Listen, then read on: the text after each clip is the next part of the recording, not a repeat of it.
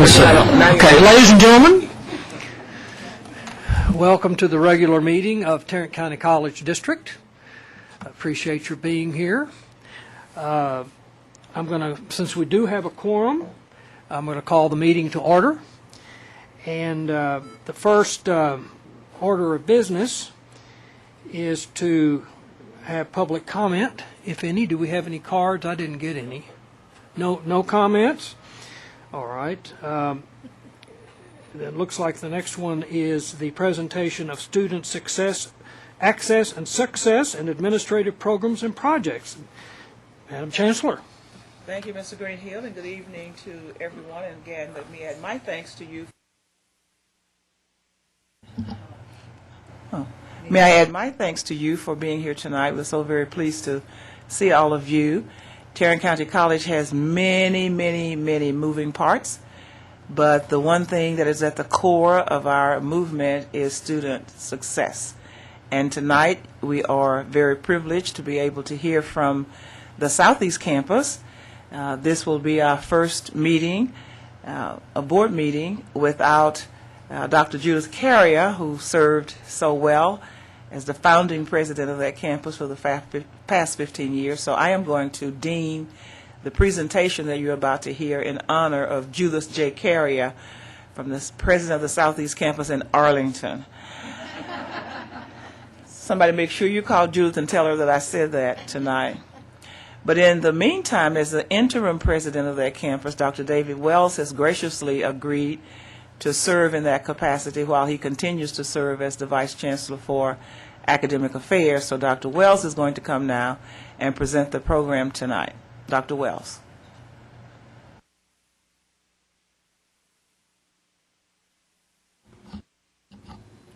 Thank you very much, Ms. Hadley, Mr. Greenhill, members of the Board of Trustees.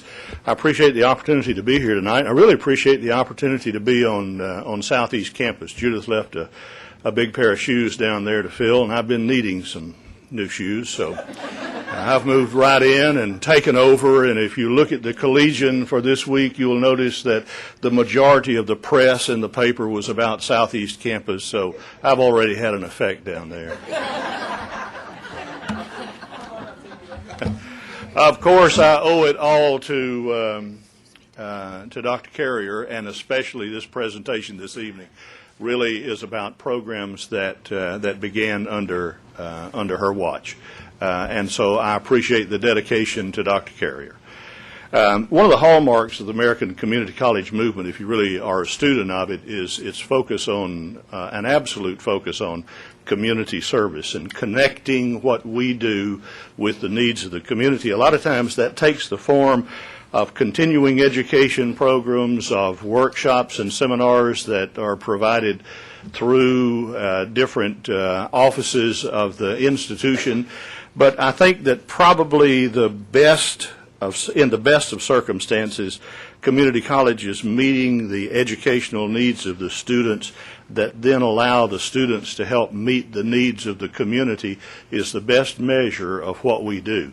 And tonight, Mr. Jerry Coates, who is the Divisional Dean for the Liberal Arts Division on Southeast Campus, is going to talk to you about 3 different programs where we make that connection, and we think in a very successful way. And Jerry will also introduce you to the folks who are at the heart of helping make these programs successful. Jerry? And while he's coming, welcome, Mr. Coates.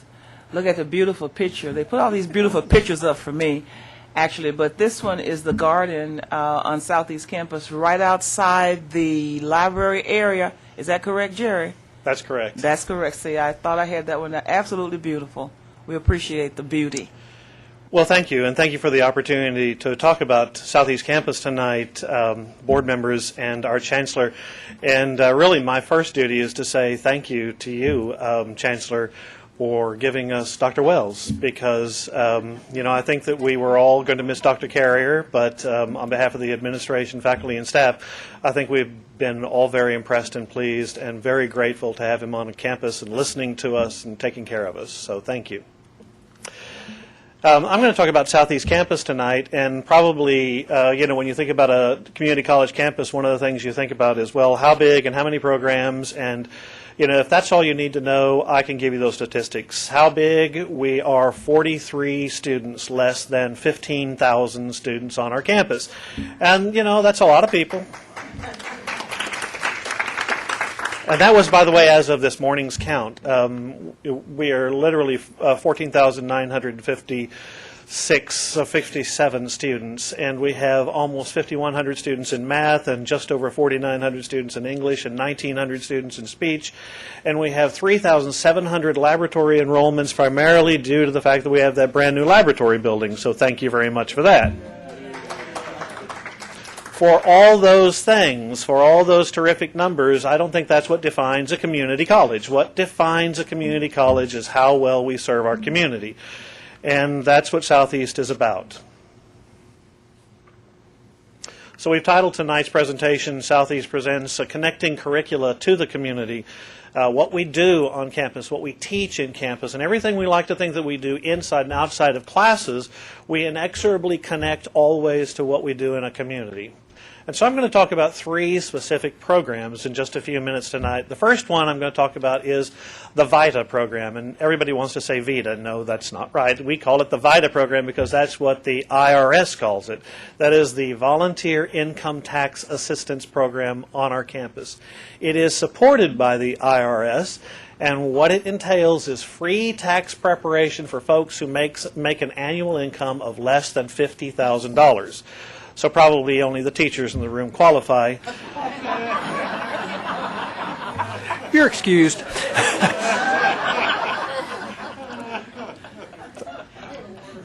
A point of order. Okay. I'm sorry, I'm going to press right on, but I knew that the faculty presidents here would like to hear it. We work with Catholic Charities in Fort Worth and the United Way of Tarrant County's financial stability effort, and what we do is we reach out and assist families who need help in tax preparation. The VITA sites are offered throughout Tarrant County. In fact, they're throughout the nation. They're throughout DFW. We think ours is special.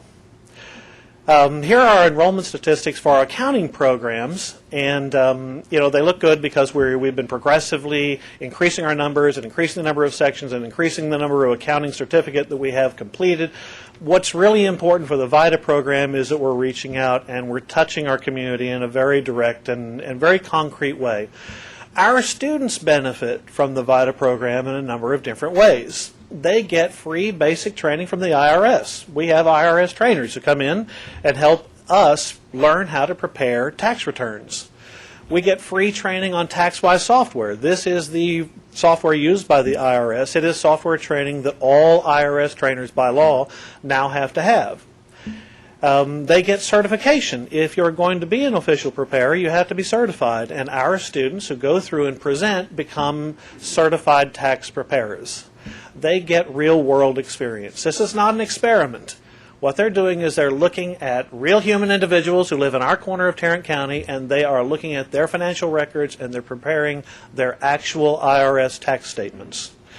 They get enhanced foreign language skills. If you've ever been to our southeast corner of Tarrant County, you know that we have a very large population of international folks, and they get very real foreign language skill enhancement.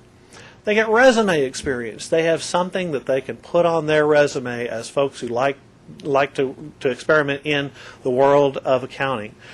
Finally, and probably most important to us, they get the satisfaction of knowing that they're providing a service to people who really need it. In most cases, these are people who either wouldn't afford their own IRS preparation, don't afford their own IRS preparation, often are afraid of the IRS.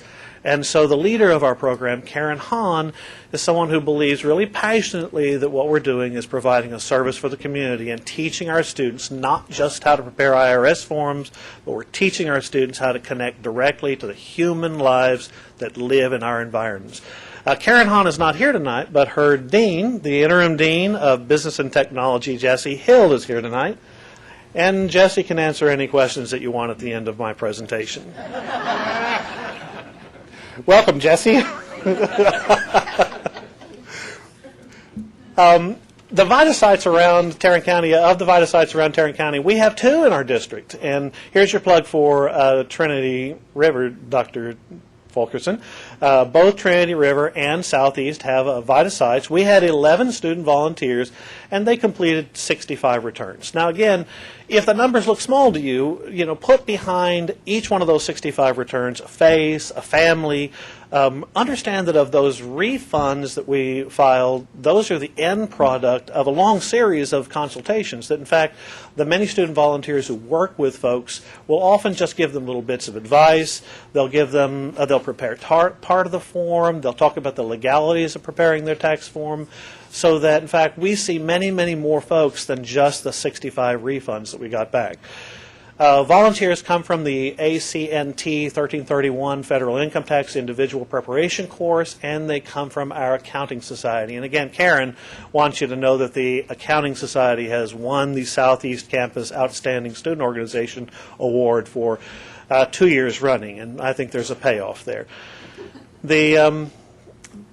So far as the upcoming season, in case any of you instructors are interested in getting free tax preparation help, we already have our schedule. It's going to run January through April. It's going to be Monday through Thursday, so we have appointed times during the week and on Saturdays where folks in the neighborhood can come and get help.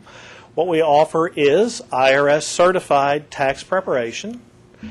We offer electronic filing and direct deposit return with no fees. Again, I'm going to say that Karen Hahn will tell you this is one of the most important elements of the program. We have last year we were the only agency in Dallas-Fort Worth that had 100% correct returns.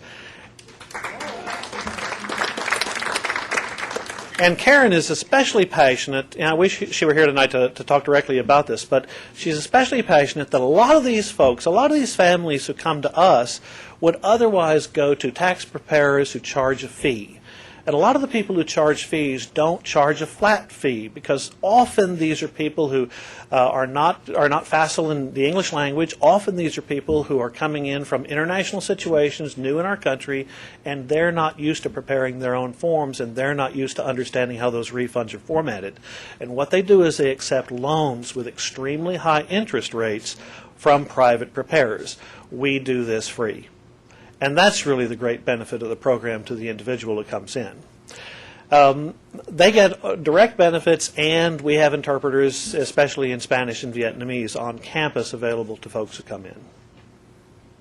A second program I want to talk about is also one with what you might call small numbers, but it has a huge effect, and that's our ESOL program. Okay, so your first question for me ought to be, what's the difference between ESL and ESOL? ESOL is English for speakers of other languages. ESL is a CE program. All right, on our campus, Carrie Tunston, Dr. Tunston, operates the CE programs for ESL. If you're interested in life enhancement of the use of the language, oral use of English, written use of English, reading of English, you can come to the CE side and get ESL. If you're interested in academic preparation, if you want to advance a degree program, if you're looking to be core complete, then ESOL is the direction that we want our students to take, because the ESOL program is uniquely geared to answering the call of our sequence of developmental courses. It's how students get to and through Comp 1. Our ESOL connects to the developmental courses. It is for second language learners, but it is the direct funnel through developmental courses and into credit side courses. The credit courses that we offer are going to focus on listening, speaking, all kinds of different ordinary elements that are easy for native speakers are very different for second language speakers. Our program has grown. We started last fall. We hired Mary Sinattle to take care of our program. And Mary Sinattle is here tonight. Mary? Mary Sinattle is not just an amazingly well-skilled organizer, but she is the voice from whom you could probably take the worst of news. She is one of the most caring, structured, individuals that I can think of on our campus and perfect for creating the ESOL program. She began with 2 classes and 18 students last fall. She camped out on the doorstep of our counseling. She hit all the English teachers, the developmental classrooms, and in the space of a year, we have grown to this semester offering 8 courses and 136 students. Now, she was embarrassed to put, and that is great. She was embarrassed to put the percentage of increase. And, you may look at that and you think, but Jerry, you just told me that you had 4,900 English students. Why do 136 students matter? These are 136 of the students that are not only the nearest and dearest to Mary's heart, but also these are 136 who need our help. And she's reaching out and changing lives one by one in those 136 students. How do we grow? We grow by going to the local community. We have had spots on the Vietnamese radio station. We've been to the Asian Chamber of Commerce. We visit local churches. We've gone through the local ISDs. We visit the continuing education program. Again, we looked at Dr. Tunston for help. Mary, as I said, camps out on the doorstep of counseling. Her office is just 20 steps away, and she takes one student after another individually into her office and counsels them through the ESOL program. She also has the help of our English teachers, especially those who teach developmental English, into whose classes she goes and talks with those students about our ESOL program. So what do the students get out of it? We have smaller classes for ESOL classes. We have small group instruction. We have several different levels and several different methods of approaching the English language. And most importantly, we provide authentic language learning experiences. These are not made-up language experiences. These are language experiences that we exchange in live action in our classes. Other student events are open to our students. They get to participate on campus. They get to go to plays. They attend dance recitals. We had a visiting speaker named Howard Reich in the fall. The ESOL students visited Mr. Reich, and they got to hear about his development of a book and a movie, an award-winning documentary. And as you can see, they attended our 4th of July parade, at which, by the way, we did win the Mayor's Award for the best float. I know, Dr. Carrier is always pushing us, so yeah, we won the Best Float Award. They also get to join student organizations like the International Student Organization, but not just that. Some of them get to go into everything from the anime club to organizations involving different career opportunities. All of this opens up their world once they get into our ESOL program. So what do we have on campus that makes this program effective? Well, first of all, we've got writing labs that are dedicated specifically to ESOL learners. We have equipment and specialized software that we're bringing up and helping them work. We have reading and writing tutors who can use that software and employ it to their best advantage. We have on-campus workshops. Mary set up acuplacer workshops just for the ESOL students in her curriculum. And we have a program called Bucks for Books through Townsend Press that actually pays our ESOL student to read books. So who are our students? Well, they range in age, all kinds of ethnicities, both genders at least. They come from 19 different countries. They have 11 different languages. And professionally, they're everything from already professionally degreed folks to people who are first-time in college students. Literally, we have doctors, we have accountants, we have all kinds of folks come in for language enhancement and work through our credit career. What's really important is that we're touching human lives. You know, again, you can read the testimonial. And the student talks about friendship, the student talks about love, the student talks about Mary, and the student talks about the program ESOL and how it has helped her to connect directly with our campus and really with her own educational goals. Ty Lee is one of our success students. You know, after 2 semesters in the ESOL program, he is matriculated into credit side classes taking Comp 1. It's just one person on a campus of 15,000, one human life. And maybe that's the one we wanted to touch most. A third program that I'm going to highlight for you is our service learning program. And there's our logo, and the idea is to awaken the potential in our students. We hook up with a variety of different folks around Arlington, around Tarrant and Dallas County. One of our outreach missions is Mission Arlington, and we have a number of functions with Mission Arlington, including hosting an on-campus Christmas party. And I'm only going to let you guess who plays Santa Claus.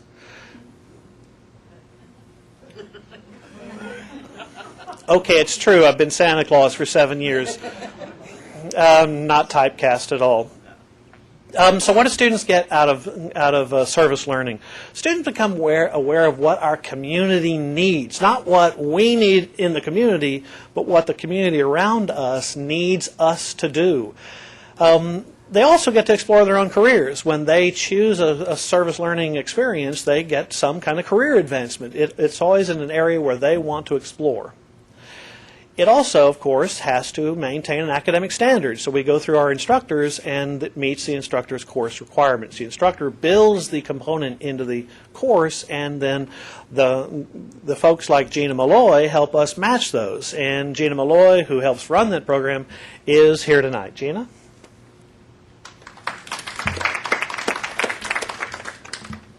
It's also tailor-made to fit student schedules. In other words, the student doesn't have to gerrymander their own lives, but we try to work those schedules so that they fit naturally into our community's needs. Essentially, they're learning to reach out and change the world.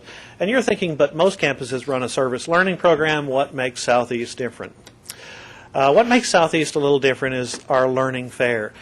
We offer a 2-day learning fair that helps students choose how they match up with the community.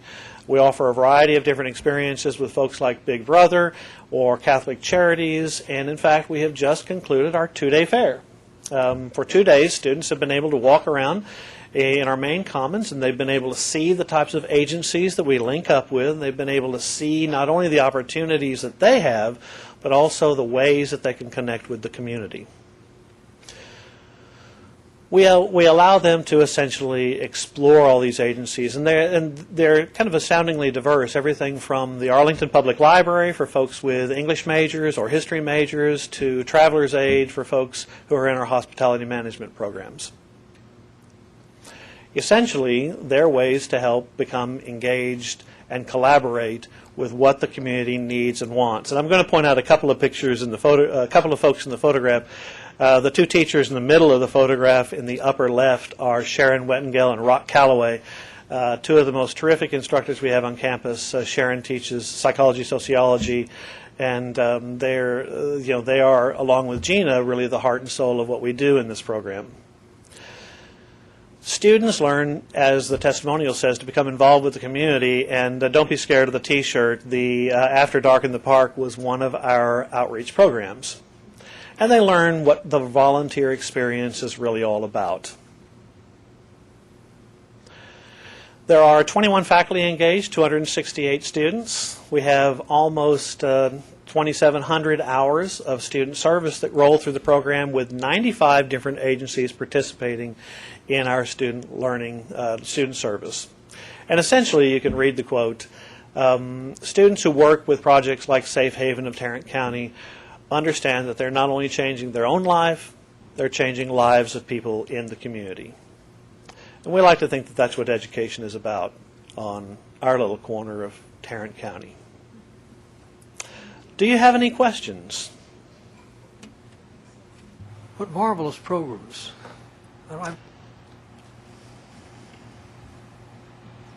Thank you.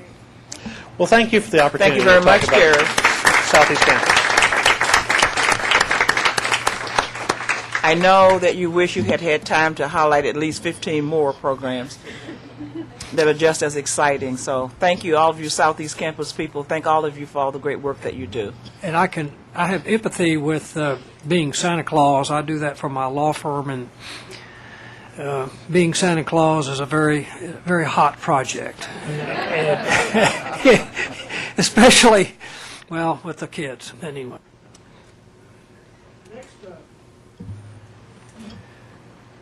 Next on our agenda is the approval. We have 2 sets of minutes to approve for the regular meeting on August the 18th and a special meeting on August the 29th. I assume that we can approve both sets of minutes at the same time with the same motion, or should we go separately? Separately, okay. Do I hear a motion to approve the minutes of the regular meeting held on August the 18th? So moved. Second. Second. It's been motioned and second. All in favor say aye. Aye. Any opposed? None. Do I hear a motion to approve the minutes of the special meeting on August the 29th, 2011? So moved. Minutes second. Been moved and seconded. All in favor say aye. Aye. Any opposed? None. Motion carries. The agenda has 3 items for consideration to be approved in the consent agenda. Is there any desire to take any matter out of the consent agenda? Seeing none, do I have a motion to approve the 3 items in the consent agenda? Motion to approve the consent agenda. Okay, thank you. Second. There's been a motion and second to approve the consent item, 3 items on the consent agenda. All in favor say aye. Aye. Any opposed? None. Now we're going to get into some interesting stuff here, so everybody stay tuned. We have 2 items that are next, and they're going to have to be considered separately. First of all, we have the Chancellor and Tom Card and Jesse Gaines are going to tell us about an action we might take on our redistricting plan, and then we need to have a discussion, another discussion about the Senate Bill 100 implications. We're not prepared tonight to pass a resolution on Senate Bill 100, which will probably occur at the next meeting, depending upon any consensus that may be had in after our discussion. So, are you next, or you want to introduce? Well, thank you. I think I am next. Yeah. I know that you all are very pleased to be coming to the end of this discussion. We've had a number of them over the last few months, and I think everybody is pretty well versed in what the standards are for the redistricting, and Mr. Carr and Mr. Gaines have taken us through those standards step by step, and so we've come to a place tonight where with this presentation I think we're hopeful that the board can make a decision on what you want to do and move forward from here, and then we'll hear about Senate Bill 100. So Tom and Jesse, you're up. Great. Thank you, Madam Chancellor, Mr. Board President, members of the board. You have before you a resolution. We have had several public meetings over the course of the summer to consider the new redistricting plan, and I've got Mr. Gaines here this evening who will also address, as part of this redistricting process, it's not one of the steps that will be taken this evening, hopefully, will be the passage by this body of a resolution adopting the changes that have been proposed. But our journey is not quite complete at that point. We then must go on to the Department of Justice, specifically the Voting Rights section, and file a submission pursuant to the Voting Rights Act. Mr. Gaines is here this evening. He will assist me in the preparation of that submission package, but he has got some additional information that he will present to the board this evening. Thank you. Thank you, members of the board and Chancellor. We are certainly coming to the end of this long process. This has been and we're still in a public hearing tonight, so if anybody got any comments or want to say anything about the redistricting process, please make yourself known and come forward. We're still in a public hearing tonight. Anybody who want to comment on the redistricting process? Okay, thank you. We will, after this process tonight, after the board, if the board elects to approve the redistricting plan, we will then, I will take this plan to members of the community and get letters of support that will accompany this plan to Washington. It's always better when the Justice Department looks at the submission and see that members of the community have submitted written comments, and we will include that with our submission. And that should make our process go easier with the Justice Department. But obviously we're at the end, and really all we have left is to, as Mr. Carr said, to have the resolution pass. And I think Mr. Gates has told us that the plan was included in your packet again tonight, so everybody has it. Thank you. I have a question for you, please, Mr. Gaines. I'm assuming that the letters of support that you will seek will come from all over Tarrant County. Yeah, You'll make sure absolutely. that there are Community. letters in each of those districts? Right, community Okay. organizations. That's Thank you.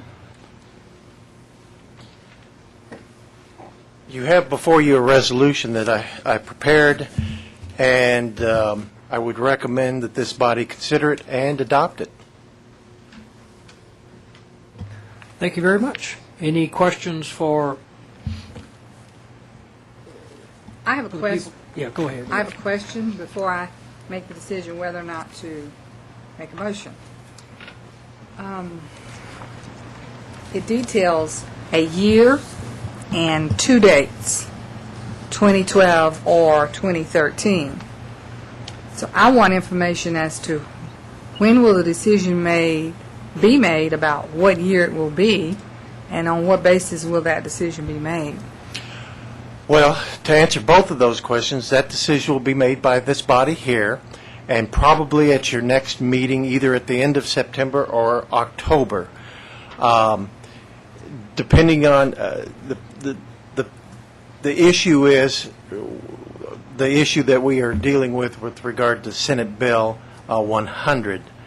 That will cause us, if this body so chooses to move its election date, then we will have we will be using the odd election years henceforth because of the problems with the primary elections, which I'll kind of discuss. But that's why 2 different years were identified in the resolution. You have not yet adopted a change in your voting. So as of right now, you're having elections on even years. But as I will discuss in a minute, I will encourage you to modify that and have your election on odd years. Okay, so you would expect that before this is submitted to the Justice Department, the year would be definitive?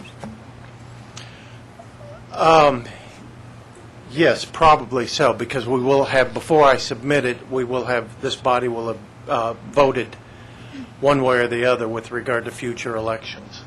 Okay. Well, based on that, why is it critical that we pass this tonight?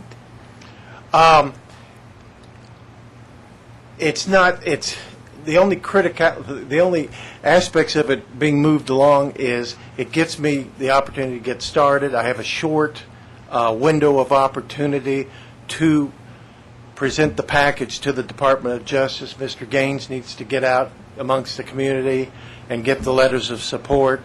If we have an adopted resolution this evening, we then have a plan in place.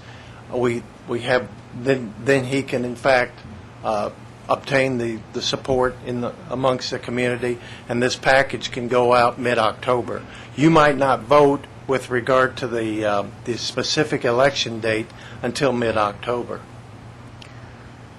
Well, based on those comments, would it not be prudent to include in writing in this resolution a statement to the effect that the board will select a date certain? Because anyone reading this would, not anyone, perhaps some of the people reading this might have the same question that I had, and that might affect whether they were willing to support the resolution or not.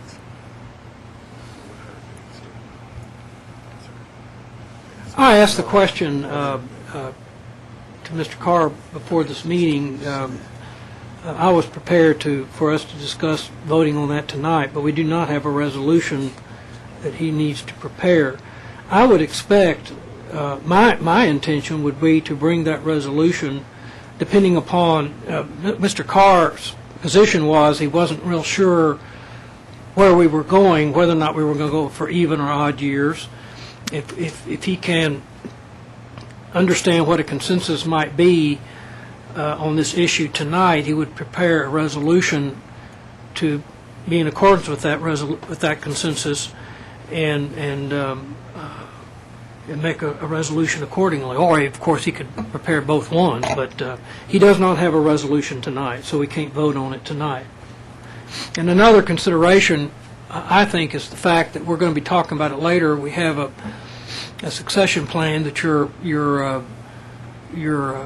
governance committee is going to recommend for Joe Hudson's resignation, and you have to kind of know what the districts are and what it all kind of has to go in place for us to be able to move forward with that succession plan. So, Okay, excuse me, Mr. President, but my document reads resolution and order establishing single-member districts. So it was my understanding from my reading it that this is a proposed resolution. Yeah. That is there awaiting a motion if a board member so chooses. right. I'm just saying. We're just kind of discussing the merits and adopting it tonight or not. I'm not suggesting that we have to do anything. Mr. Greenhill, I think there's a little misunderstanding. I think Dr. Morrison misunderstood what you said. What you were talking about, there's not a resolution for the years. It's the years. This resolution establishes the districts. And what he's saying is you really need to establish the years so that you can know how to proceed with replacing Mr. Hudson, because the person has to live in your district. But he's talking about two completely different things here. Right, and so let me clarify my thinking. That number one, we have a resolution to establish the districts, and all that the years do really is muddy or distract from the thinking, because regardless of when the election is held, we are trying to establish the districts.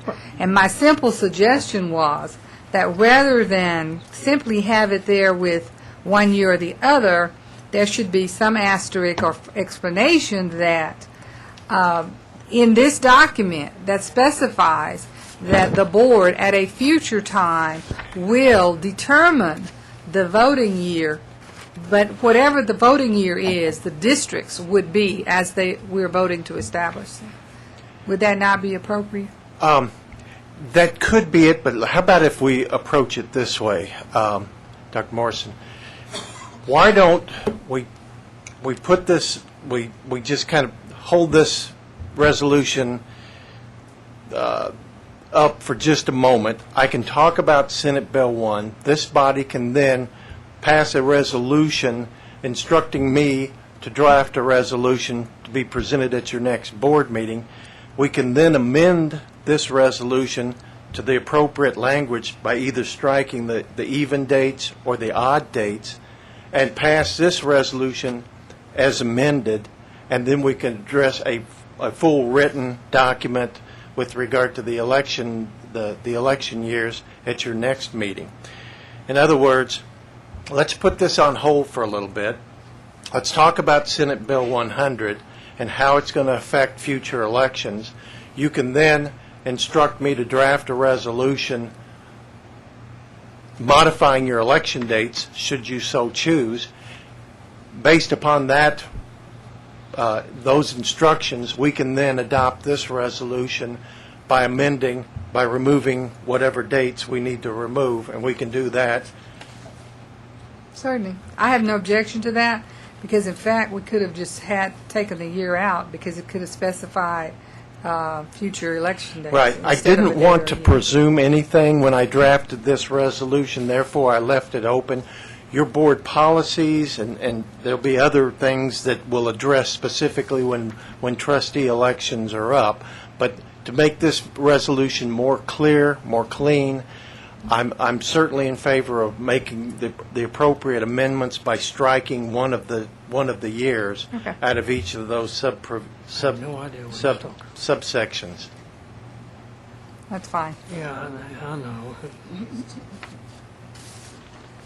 We can then, I know that this resolution is in our system, and Mr. Gates can print out a clean one and we can have it signed and submitted to the So Department what of you're Justice. suggesting is that we move to the next agenda item? And Well, it's still part of this agenda item, yes, ma'am, but, Why right. don't, tell us about the Senate Bill 100 briefly. All right, I'd be glad to. Is he suggesting that we just say appropriate? The Texas legislature, during its last regular session this year, modified the election code and several provisions that are. Can you just wait for a minute? Sure.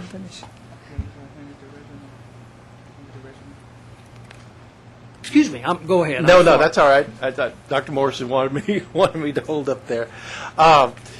Anyway, the state legislature passed a series of laws, all compressed into Senate Bill 100, which affects our voting, our elections, specifically primary elections. Primary elections are conducted on even years and will be conducted on even years in the future. Our elections currently are on even years. How does this work? Where do I point it? Okay. Okay,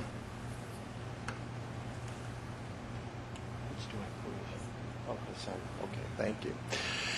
The effects of Senate Bill 100 are numerous, but how they affect this body is the Tarrant County Elections Administrator, by law,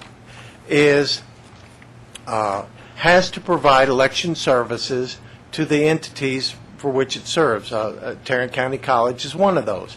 However, Senate Bill 100 said that primary elections trump political subdivisions, other political subdivisions.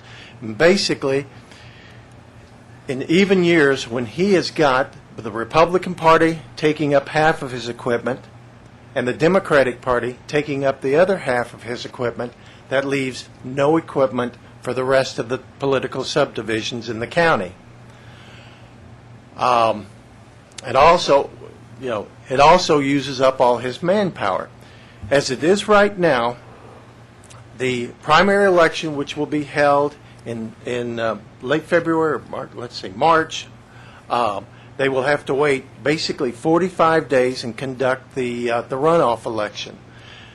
Between the primary election and the runoff election sits our election. The thing is that they need all this equipment, some 440 election sites for the Democratic and the Republican parties. They can't promise in the future that that equipment will be available. In fact, they've already told us if we possibly can, we should consider moving our elections. They've already had at least 2 meetings of the various subdivisions, political subdivisions in this county, which a couple of our board members were able to attend. And you saw firsthand the effects of what Senate Bill 100 will do to our future elections if we continue to hold them on even years. The options we have, the Senate Bill 100 has given us a couple of options. We may continue our election cycle and have our elections in May on even years. However, we may have to conduct the elections ourselves, in other words, rent or lease or buy equipment, which is very expensive, which has to be maintained, which has to be stored. Or if they do have the equipment available, there may not be a partner for us to join in conducting this election, or at least to share the cost. We know the city of Fort Worth conducts its elections on odd years. We could share the cost with the city of Fort Worth. There are 2 other significantly large jurisdictions that are also considering moving to the odd years. If they move, it would basically leave us on to do the elections ourselves, thereby basically tripling our cost to conduct the election. The next option that we have is to move our election, keep it in the in the even years, but move it off to November. The problem with that is we're using a lot of election sites that we wouldn't normally use. And secondly, there's going to be confusion to voters when they go to the ballot box and see a straight ticket, but then they're asked to hang around and vote for the Tarrant County Trustees. Or we might be on the first part of the ballot. And then they have their opportunity to vote Democratic or Republican. Our third option, there it is. Our third option is to move it to odd number years. Now this, in my opinion, would be probably the most cost effective. We already know that there's one player involved in odd years, that being the city of Fort Worth. It's my understanding that the Tarrant County Water District will move its election dates to May of odd years. There are other entities that are considering it as well, including the Fort Worth Independent School District. The more the merrier. The more there are, the more we save, because we can conduct our election jointly with these other entities. However, if this option is selected, we only have a short window of opportunity to seize that opportunity and move our election to the odd-numbered years. So, basically, we have three options, and we can discuss those a little bit further, but I am convinced that the county is very concerned about this. And I'm concerned that the county will not have the facilities, the equipment or the manpower to help us in future elections if we continue to have them on even-numbered years. And so you have a recommendation? I do have a recommendation. I would suggest, highly suggest, recommend that we go with option 3, and that you instruct me to prepare a resolution and order to be made available at your next meeting, so that you move your election dates from May of even-numbered years to May of odd years. Now, the statute requires that if we do this, if we seek out this option, we will not hold an election in 2012. The first time we will be allowed to conduct our elections will be on the odd years in 2013. So, If I could just add one comment. From our discussions with the county, and I know several staff members have been at the meeting as well as several board members, it appears that Tom has talked about the Republican Party and the Democratic Party holding separate elections, and that is one of our problems that we're not going to get around. And I think that based on from the meetings that we've all attended, that it's clear that the county is saying, obviously they can't tell us what to do, but they're certainly hinting and pointing the direction that this needs to be something we take seriously. Any questions or discussion on this particular issue? Mr. President, I just want to make sure that the audience knows that this is a hearing, and that if anybody out here wants to make a comment on it, this is the time to do so. Absolutely. I have a comment. I'm wholeheartedly behind going to the odd years, and thank you both for simplifying what Mr. Carter and I saw was a very complex situation.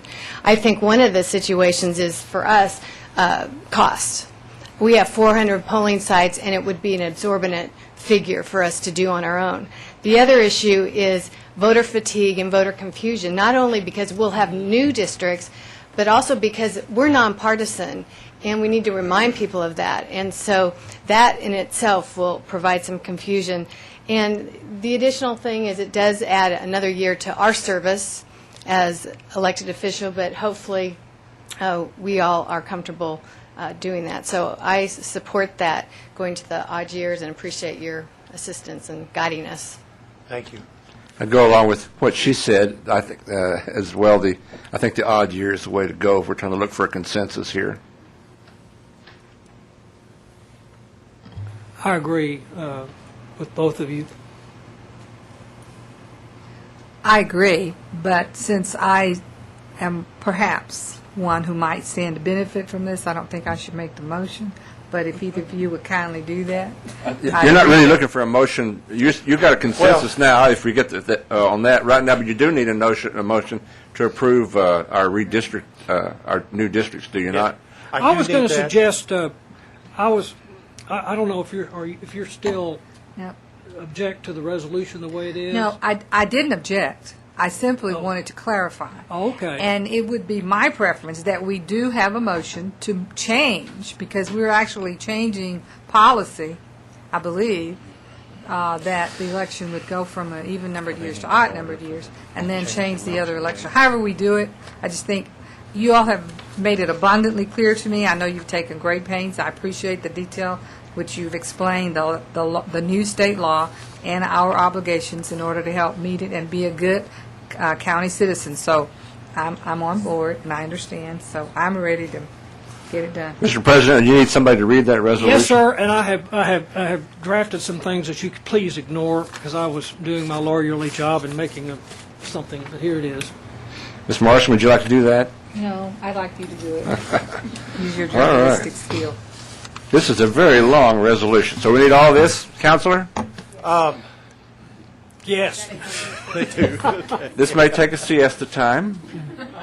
Just put your heads down. But Tarrant ignore County the College scribbling. District. Ignore the scribbling, please. Resolution and order establishing a new single-member district, whereas the Board of Trustees for Tarrant County College District established a 7 single-member district system of electing trustees pursuant to the Texas Education Code on October 10th, 1991, and whereas the Board of Trustees by resolution dated April 21st, 2011, established the Board Redistricting Committee. The committee, after review of the 2011 U.S. Census data, determined that population of the most populous district exceeded the population of the least populous district by more than 10%. The committee held public meetings after reviewing a couple of drafts, formulated a single-member district plan, which were presented and discussed by the Board of Trustees at a special meeting on August 8, 2011, and again on August 18, 2011, and whereas the Board of Trustees, after considering any public comment on the plan, wishes to adopt that plan, now therefore be it resolved and ordered by the Board of Trustees hereby adopts the Redistricting Committee recommended single-member district plan with those boundaries identified on the map as Attachment A. Said map is attached and made a part of this resolution. Be it further resolved and ordered, 1, in accordance with state law, all trustees currently serving at the time of redistricting shall continue to serve in their current position for the remainder of their term. 2, in the redrawn single-member districting plan, Tarrant County shall continue to be divided into 7 approximately equally populated districts. Each single-member district resolution will continue to elect 1 representative to the Board of Trustees by all qualified electors within the single-member district. The attached map, labeled as Attachment A, sets out the boundaries of each of the 7 districts located within Tarrant County. Attachment B states the population figures and identifies each Tarrant County precinct located in each of the 7 districts. The source of the population figures is the 2011 United States Census. 3, only those registered voters residing within the respective single-member trustee district will be allowed to vote for the respective trustee. 4, trustees shall be elected by majority vote. 5, at time of election, each trustee candidate must reside within Tarrant County, Texas, within the single-member trustee district from which they seek election. Each trustee must reside within his or her single-member district for the entirety of their term. If any trustee ceases to reside in his or her district, a vacancy shall be declared and the post shall be filled pursuant to college district policy and state law. 6, the redrawn single-member district plan shall take effect as follows. A, by October 30th, 2011, the Tarrant County College District, by and through its school attorney, Mr. Tom Carr, with the assistance of Jesse Gaines, shall submit the redrawn single-member district plan to the United States Department of Justice for pre-clearance under the Voting Rights Act. Following pre-clearance, the plan shall take effect immediately. C, the new single-member district trustees shall not affect the current trustee terms. However, future elections shall be as follows. In May, the following trustee positions shall be filled by election on the redrawn plan, single-member district 6 and 7. C2, in May, of 2015, the following trustee positions shall be filled by election under the redrawn plan: single-member District 1, single-member District 2, and single-member District 3. In May 2016 or 2017, the remaining trustee positions shall be filled by election under the new plan: single-member District 4 and single-member District 5. All trustees shall continue to be elected for 6-year terms. All officers of the Board of Trustees shall continue to be elected by the members of the Board pursuant to college district policy and state law. I can make a motion to adopt the above resolution. Is there a second? Could we just? There's a second. Do we have one thing before? One correction. We need to correction. The census should be 10 rather than 11. So where it says census 11. I correct that to should be read 10. the census 2010. Yeah, it should be 10. Should be 10. Okay. And on number 1, in May, you didn't say the year. That should be May 2013. May 2013. For single-member District 6 and 7. And May 2015 for single-member District 1, 2. You said 15. You did. Yep. Did you get all? Okay. Would you like me to repeat that? No, we will not repeat it. I think the record is perfectly clear. We have a motion and a second to adopt this resolution. All in favor say aye. Aye. Any opposed? None. Thank you. And your instructions are to give us seems like the consensus is we're going to go to the odd number of years and give us a resolution on that at our next meeting. Very good. Thank you. Yes, sir. Thank you very much. Okay, hold on to your horses here. We're now going into, we're going into the Governance Committee, the Audit and Finance Committee. We're going into committee reports. Since I'm still the chair of the Audit Committee, the only thing I have to report is that our internal auditor did send a report on expenses of trustees, travel expenses and so forth of trustees and the staff, and it's in your package, and as she reported, there's really nothing unusual to report in it, so I suggest it be made a part of the record.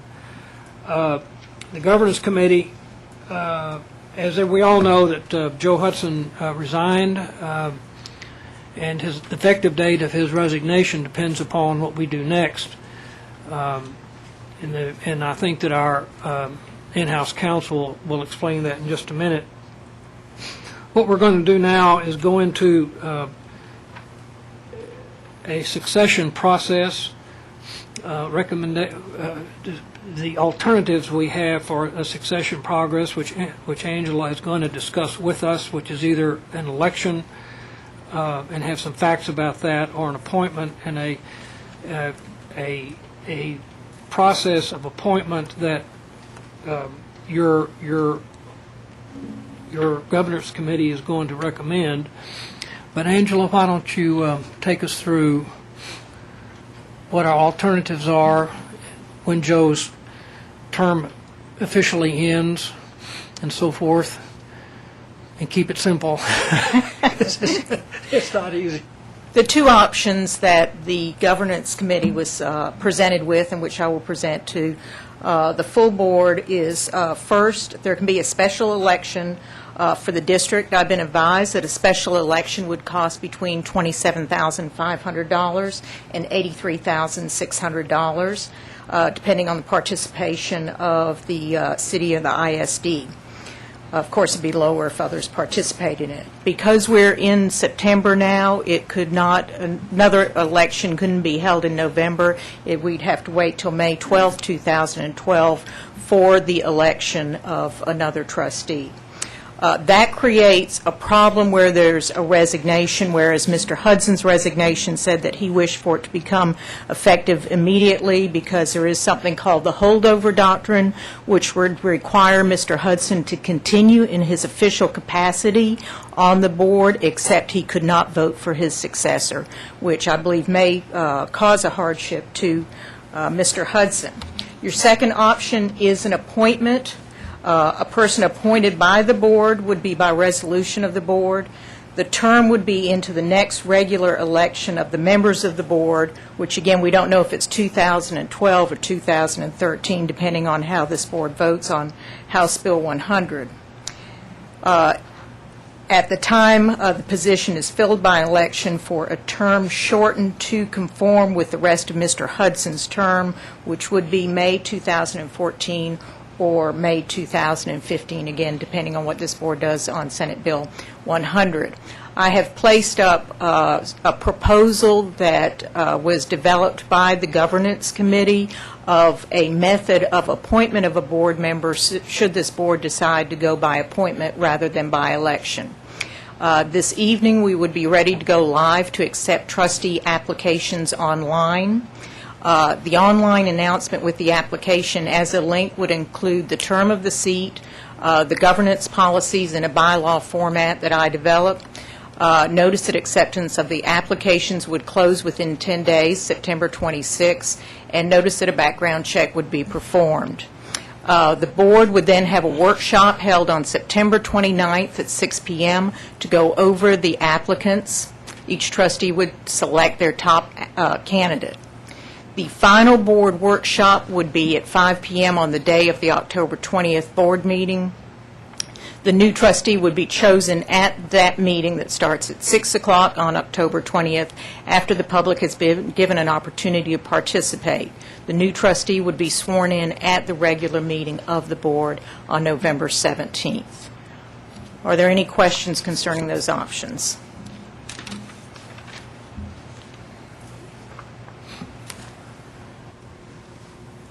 I don't have any questions because three of us helped develop it. Now, you may have some questions. I have no question. Well, our general plan is to make this as transparent as possible, and there is what I would call we would sum it up. We would take applications, and there would be an application form sent in. There would be invitations for people to send in their applications. Then we would get the applications, and I would send a howdy letter. I think I'm doing this right. I send a letter out. I send a howdy letter out saying thank you very much and asking for some additional information. And the application itself is okay. Insisted that it be simple, and it is very simple.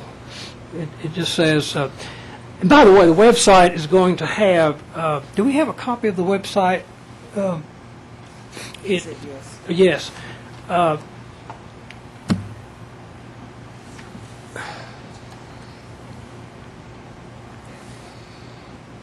The proposed website here is,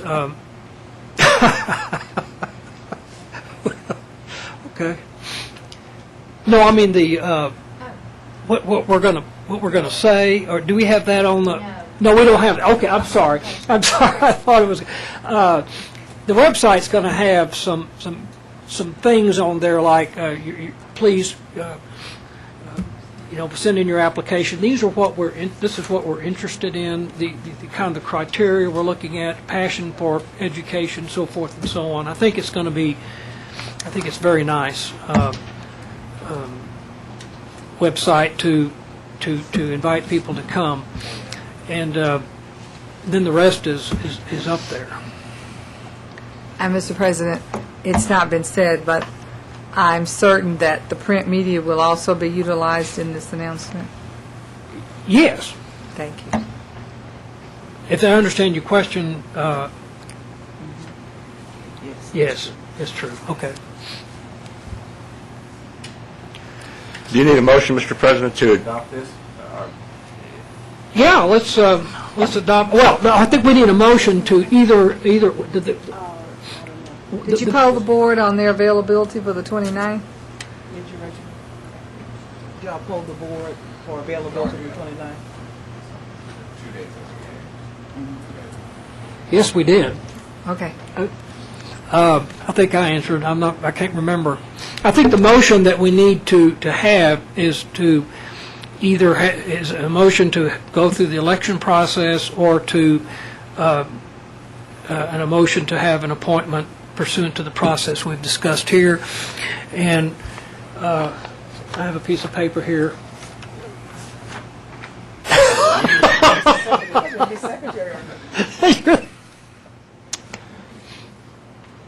I think this is yours, actually. This is asking for a motion to accept the recommendation. I'd like to make a motion to accept the recommendation of the Governance Committee to fill the vacancy created by the resignation of Mr. Joe Hudson by appointment by the board. Any discussion? Is there a second? Oh, you seconded. Any discussion? All in favor say aye. Aye. Any opposed? None. Passes unanimously. Oh, I have a question. Sure. It says, will there be an opportunity for us to meet those people? Oh, yeah, absolutely. Okay. Yeah, that's the, yeah. On the 29th. Okay. Thank you. Now we're going to have a presentation by, Mrs. Hadley is going to introduce Joe McIntosh in regard to the TCCC Foundation institutional naming policy.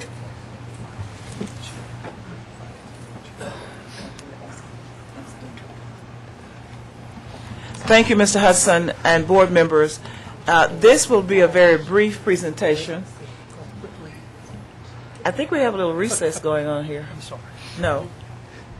To the Sorry. Right. Look to the right, Mr. Curricula. I think we have a recess. We don't have a quorum. Okay, thank you. I thought I was being chastised for talking. I'll get back at you pretty soon. We'll do that. Okay. Since this is information only, may we go ahead, Angela? Yes. Yeah. Okay, thank you. Yeah. This should be very brief.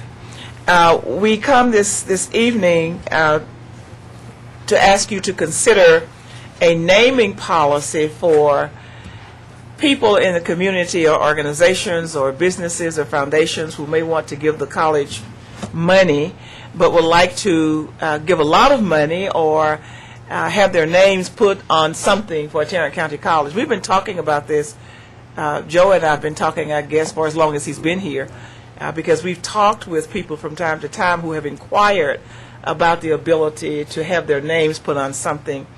And this policy was drafted quite some time ago. We just kind of shelved it, and now it's come back up. So we wanted you to take a month to take a look at what we have presented to you and let us know whether or not you like what is proposed, and if you don't like what's proposed here, to give us the changes that you would like to have us make. But the whole purpose of this is to give us a guideline for the solicitation of charitable gifts, which will serve to name facilities and programs and other kinds of things that we may not even think of. It is established to assure an appropriate reflection of the history of Tarrant County College District, as well as consistency, fairness, fitting recognition, and good value in exchange for the honor of the privilege of naming a program, a fund, or any other physical aspect of TCC. As gifts can encourage others to give, this policy is intended only as a guide and allows for flexibility on a case-by-case basis. And as some of you know, we have one person right now who is waiting in the wings with a very sizable contribution to Tarrant County College. I'm sorry? Go ahead. We do. I'm just saying amen. Amen. And we want to be able to accept that donation. So we wanted you to have this information to mull over and tell us what you think about the policy that is proposed.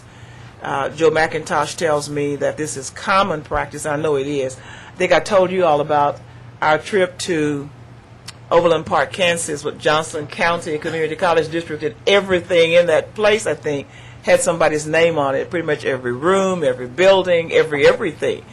They go really, really all out to get people to give them significant contributions by putting their name on something. And a lot of people like the idea of leaving a legacy with their name. So this is for your consideration. Joe will be able to answer any technical questions that you might have about the policy as it is presented for your consideration. Or Joe, any comments you want to make? I'll just say good evening, and very well explained, Chancellor, and Mr. Greenhill and board members. I do bring this to you as a draft because I would trust that we would have conversation and input, because it is a very significant document. It's a significant policy. Everything you talked about tonight was significant, but it was operational. We're talking about establishing history now, and what will be here maybe even long gone after we're gone. All of us have experiences in our own educational background, a meeting at this building or this building, and guess what? It had somebody's name on it. It was a part of the culture, part of the history of the institution. That's what you're going to be establishing. So it is something to be entered into thoughtfully, but it is very important. And in the world of philanthropy, it is a significant piece of conducting that work, because many individuals, it really is something that they want to see a family name continued on for generations, as well as some type of recognition currently that the community would know who they are and what they've done. And we do, as the Chancellor said, have someone eager and ready and chomping at the bit to get something like this in place so that they can transact their gift. So with that, that's my 2 cents. But I can certainly answer any questions you might have as it's been presented to you tonight, and hopefully as we begin the dialogue to formalize a policy. Thank you, Joe. Thank you very much. Angela, is this policy a legal policy, or just what kind of policy are we talking about? Is this something that's going to go into that you need to look at? I do need to look at it. I have not reviewed it. Okay. All right. Thank you.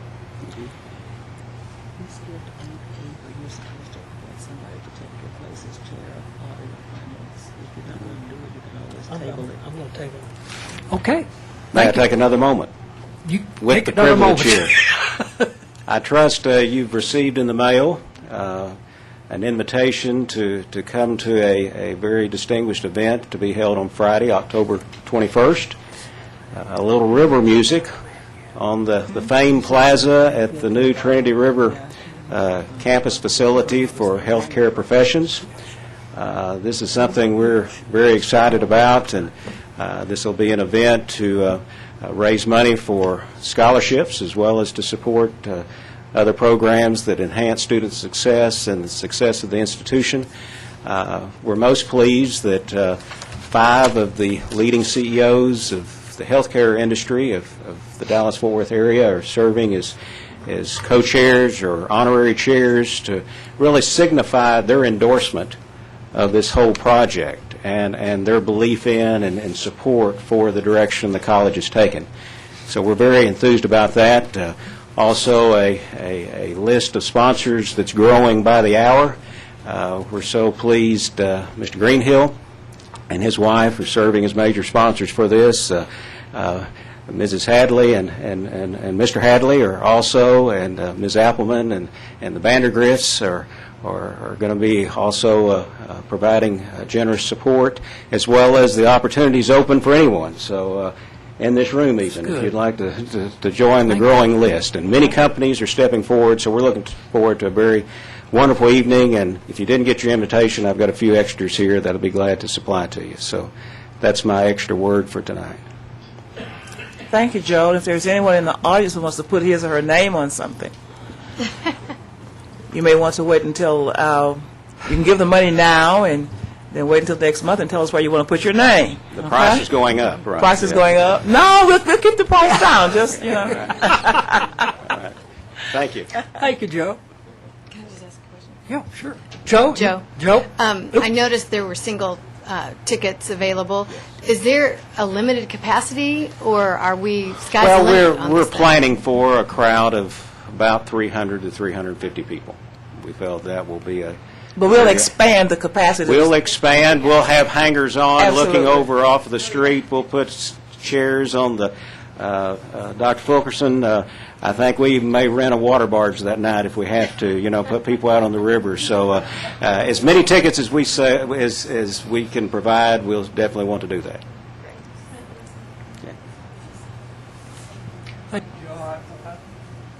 Madam Chancellor reminded me. Turn your mic on. Turn your mic on.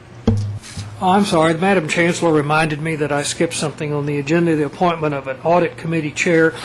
I'm going to table that one with your consent, I guess. I think I'm going to wait. I want to wait until we get a new member of the board to see how things play out, who wants to be on what committees, and do that at that time. So I'm not prepared to appoint another chair. Just as an aside, talking about the Trinity River, the trek, some of us have been on several tours, and they're just fabulous. And thank you, Tahita, and your crowd have just been, it's just marvelous. I cannot tell you how much the community appreciates the tours and what they're seeing in there. I went on a tour today where we saw the students in there, and it was just, they were taking a test, and I took a test on what does this mean, what is, but anyway, thank you so much. Now we have the monthly financial report. Thank you. Thank you, Mr. President. I'm going to call on Mark McClendon to give us his report, and I think he has no surprises for us. Mark? Good evening. I know that you all have been waiting for the exciting part of the evening, and we're sure to continue with that. First of all, I wanted to make a clarification. The statements that you are seeing right now, while they do say August, they're not final. They're interim as we go with our year-end adjustments, and that will be finished for our financial statement. So we wanted to let you all know that from the start. We do want to continue showing you, we look at any percentage that sticks out. If we look at our balance sheets, I think everything was in order. So now we're just going to go to the income statement. We'd like to show you on interest income, where we're showing there is a positive a variance of 203%. The reason for that is we had a little more cash on hand than we had anticipated, and also we have a lot of differences in the variance of rates and the fluctuation. The interest rate is always going to be a little bit hard to predict in today's market, because some of the older interest rates are going to be down, and the new ones, we really will not be able to tell you exactly what it is. Now, we'd also like to show you on staff insurance. If you look at that, we have 127% variance, and that is really, we wanted to show you, this is where the coordinating board has cut our appropriations by 5%. We still expect to have some adjusting entries on that line, but we wanted to show you so that you see that delta there. All right. If you look at the next item, you'll see a 2,000% variance. And again, we've mentioned this before, and this has what this includes. This is the separation incentive, and that's exactly the number that we said. But we just want to highlight it just because we know what it is, and if you all have any other questions, we certainly would happy to entertain that. The other item we want to take you that we have not discussed before is if you'll go down to program development, ma'am. Okay, the program development, while it's 112%, we haven't discussed this, and this is because this was a new program that we had implemented, we hadn't done before. That's why we have that small delta there. And the other item that we have is if you look at the corporate workforce development line, again, that's a new item we have not discussed, and that is because we bought a new software, and this software actually it's a web-based software which included 200 licenses, and we also had to buy some additional computers for people that we were working on. Okay, we have one more item that we want to discuss, and that is in our testing center, and the reason that we have, again, 118%, which is higher than what we want to do in the percentage, is because when we've done the budget in our testing center, it did not reflect the Trinity River testing, and that's why. But we will go in the new one. In the new budget, we will certainly look at that. Those are probably all the deltas that we had not mentioned, and I know that you'll look forward to a new year where we'll start from scratch, and we'll be able to go month by month when we see that anything that is trending a little bit higher than we think for on that percentage. All right. Yeah. Now we would like to go to the investment, and if we look at the investment cycle, basically we have used about $14 million. You want to come down a little bit? Okay, we have used $14 million, and so our new balance is now $195 million. All right? If we look at our trend is we've seen that our yield is 68%, and on the 13-week and on the 26, it's 63%. Those are our yields. Any questions? Is that right? Yes, sir. Oh, I have no questions. Okay. Well, thank you very much. Thank you, Mark.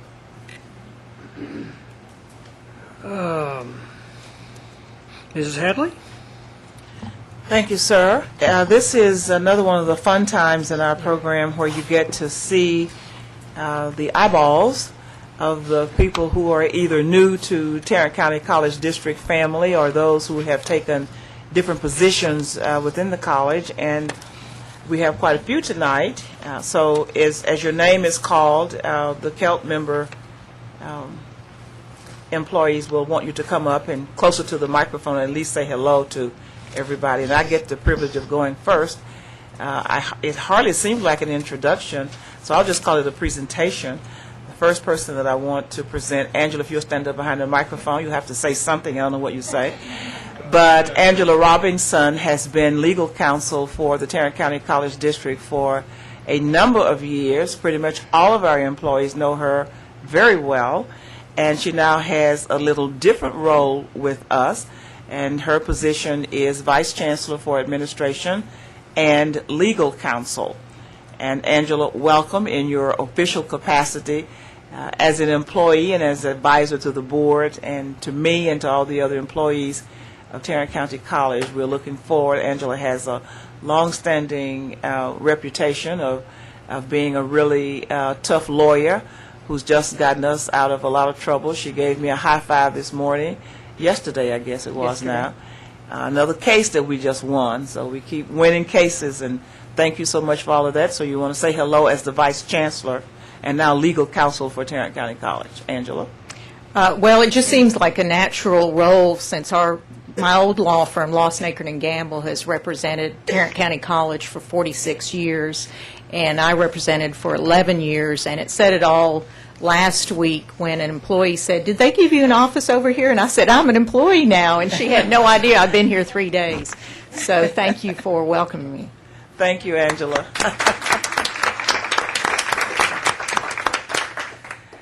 Dr. Gates-Black, you have someone to introduce or to present to us as well. Person needs no introduction.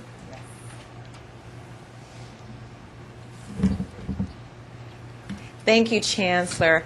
Mr. Greenhill and members of the board, I am pleased to present someone who's not a stranger to any of us. Ms. Gladys Emerson, would you stand? She is the new Vice President for Continuing Education Services at the South Campus. Gladys, come up to the microphone. Gladys has been a member of the TCC family for over 22 years. Most recently, she has been the Director of Workforce Services, and she's done a great job working with adult basic education. She's developed huge partnerships across the city of Fort Worth, across Tarrant County, and across the state. So she is widely known, and I am excited, and I know she's going to do a wonderful job. We've got so many projects, most specifically our Empowerment Center, but there are so many things that CE has on the burner, and I am really excited that she's here. So Gladys? Thank you. Thank you, Dr. Black. I am very excited about coming to the South Campus learning community. And as she has indicated, I had already spent about half of my tenure on South Campus when we were officed on that campus as workforce development for almost 11 years. But of course, the priority on my list right now is our Family Empowerment Center, and I'm extremely excited about all the buzz that we are getting from our internal as well as external stakeholders. So don't blink. It will be up and running shortly. Thank you, Gladys. Dr. Wells?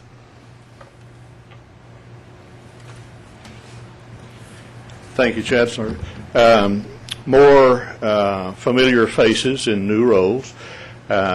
Cheryl Harris joined the college in 1997 as one of the founding faculty members on Southeast Campus, and over time became divisional dean for the technology division down there, saying grace over 15 academic and technical programs.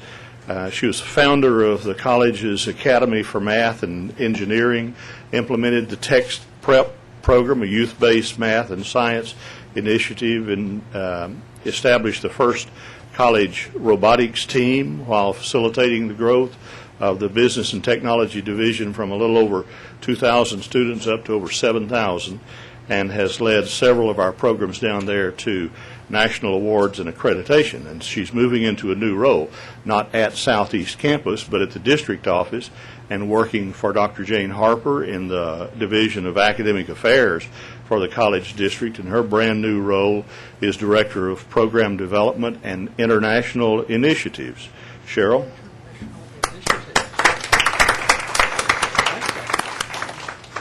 Thank you, Dr. Wells and board. I would just have to say that in the 14 years that I have been here, I have had a tremendous amount of fun.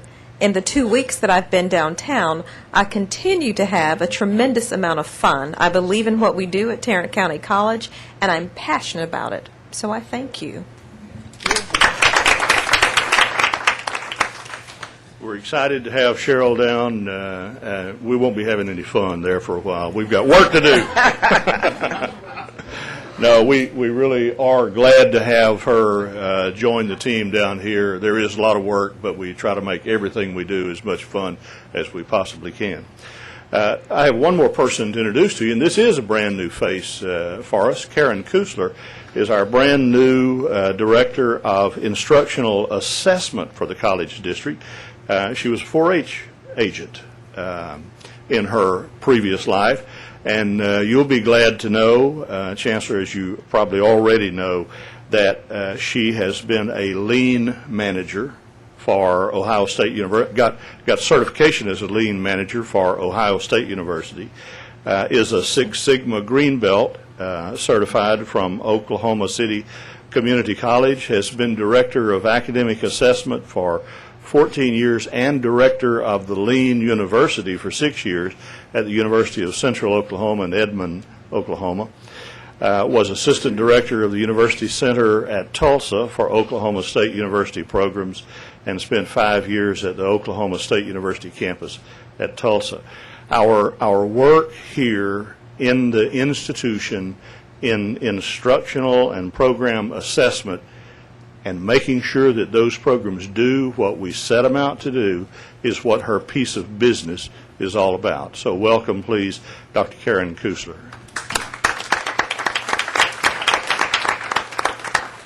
Thank you, Dr. Wells and board. It's such a privilege to join Tarrant County Community College. I've had the opportunity to visit all 5 campuses and meet with the presidents and vice presidents for teaching and learning, and have been so impressed with the passion and motivation for learning at this institution. I've worked with a number of institutions all across the U.S., and I think this institution has a long way, the right bones to go a long ways, and I'm excited about it. Thank you. Okay. Reginald Gates.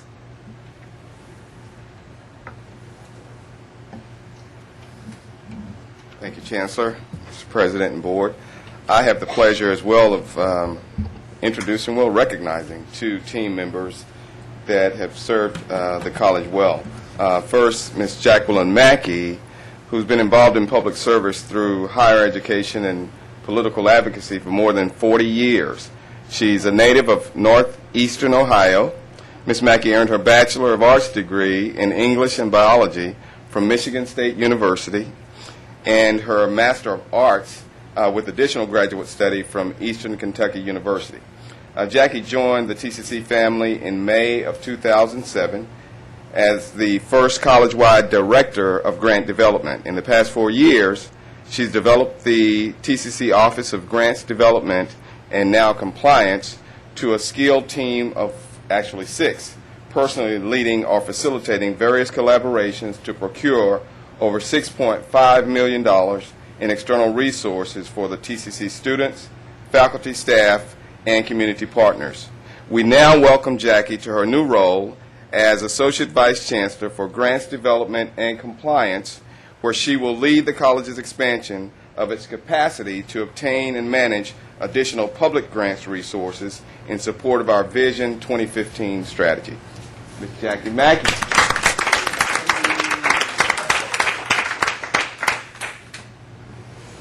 I got here as soon as I could. And I have to thank our Chancellor and Dr. Wells for letting me know long before I came to Tarrant County College that this was the place I needed to be. And now that I'm here, I see that everything they told me in those years before were understatements. We have lots of work to do, and as David said, we have lots of fun doing the hard work, but I thank you, our board members, for the support you give us, not just financially, but with your serious commitment to our students and our community, and for giving us this Chancellor. For being here now is a blessing. It's more than an honor. Thank you. I also have to say that she runs our, we have a SACS committee for finance, and keeps us together. It's kind of a wild group, isn't it? But you did a great job on that, trying to keep us in. Next, I have the privilege of recognizing Mr. Arturo Martinez, our new Director of Graphic Services. He's a Fort Worth native. Mr. Martinez earned his Bachelor of Fine Arts degree from Sul State down in Alpine, Texas, and continued his graduate studies in web-based design. Mr. Martinez joined TCC in 2010 as Publications Coordinator, and in a short amount of time, he's had an immediate impact on the Graphic Services Department. He brings 13-plus years of related work experience in publications and visual communications. As Publications Coordinator, some of his major accomplishments are the centralization and implementation of policies and procedures for the Graphic Services Department. He streamlined the workflow throughout all 5 campuses by implementing an online work order process for the planning and creation of all publication projects throughout the district. He also played a key role, as the Chancellor has often said, in the creation of the new TCC mascot, El Toro. Arturo El Toro. Yeah, and now you get it. That wasn't by accident. Arturo is a 2011 graduate of TCC Leadership Program, and he's currently serving on Tarrant County District's Copyright Task Force, Web Council, Strategic Technology Plan, and the SACS Accreditation Committee. Arturo Martinez.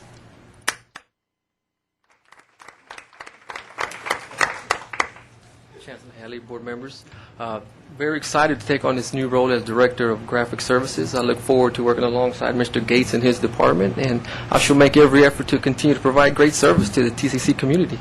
Thank you very much. Stay right there just a minute before they applaud you. I have to tell you that I was in this room one day for something. It was a social something. We had a big gathering of something, and I was talking about, I was just meeting with employees. And I said, I've been trying to get a mascot because I was so jealous of the UTA's mascot. What's he called? The Maverick. And I said, I've been begging for somebody to do a mascot. And Arturo raised up his hand. He said, I can do it. I said, okay, it's your job. Go do it. And he did it. So thank you, Arturo. We really appreciate that. Have we, is it, you said you copyrighted. Is it registered yet? I think we're working on it. You're working on it. We're going to, yes, sir. Can't let it go. Yes, sir. It's like a longhorn. Thank you. Dr. LeBlanc.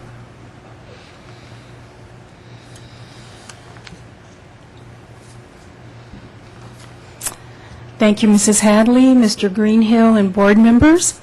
It is my privilege to introduce our new Dean of Humanities, Dr. Christine Hubbard. Dr. Hubbard has a bachelor, master's, and doctorate from the University of North Texas.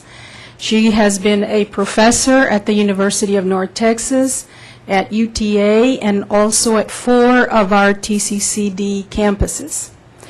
At UTA, her area of specialization was student success, so that fits with Achieving the Dream. She is an exceptional faculty member and earned the Chancellor's Award in 2009 and was also the coordinator of Achieving the Dream on the Northwest Campus. So not only is she an exceptional faculty member, she's also an exceptional leader. Please help me welcome Christine Hubbard to her new role.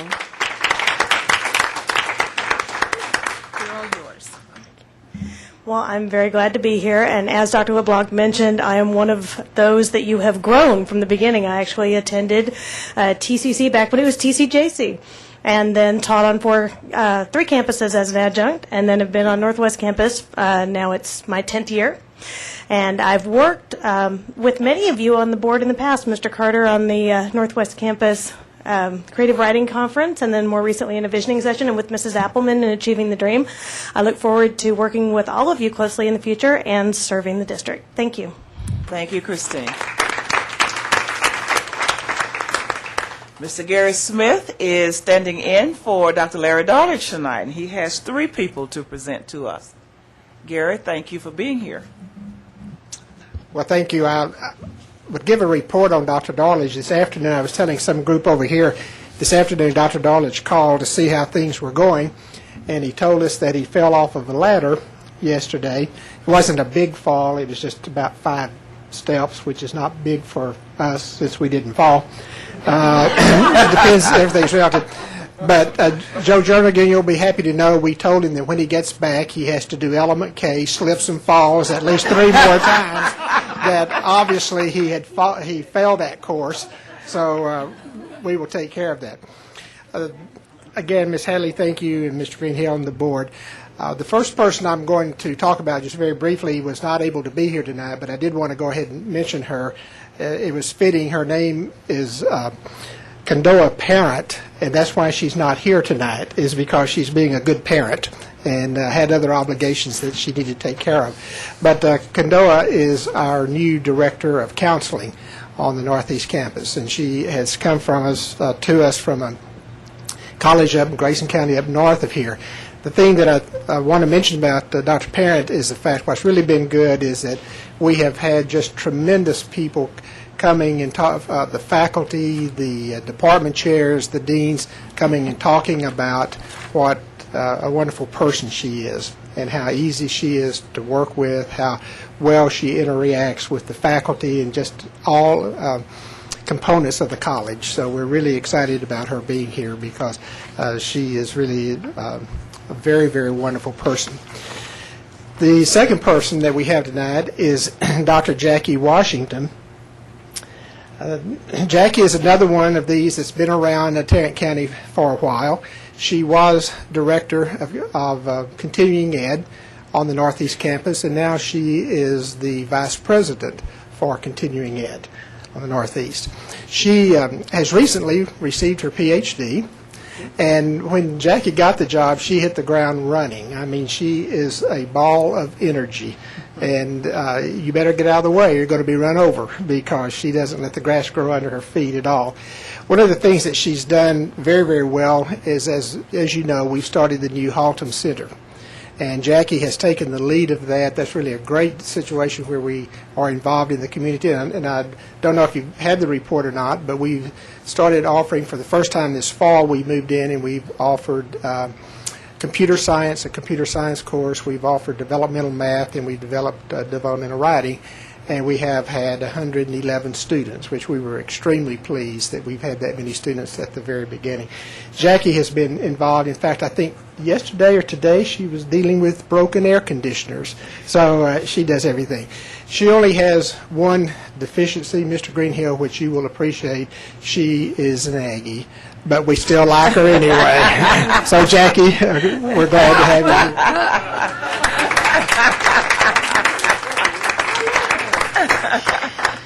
Madam Chancellor and the board, thank you and welcome, Gig'em Aggies. While I've just been named the position, I've been in it for about a year and a half, maybe a little over a year, but I am very excited. I have a lot of fun. I would like to invite all of you to come to the Haltom City Center. It is wonderful. It is really already growing. We're already somewhat busting at the seams with classroom space. And I'd like to thank all of you that helped develop that. I know Ms. Nina Petty has been very instrumental in making sure that place got up and running. I'd like to thank you. And I'm looking forward to bigger and better things. Thanks. Thank you, Jackie.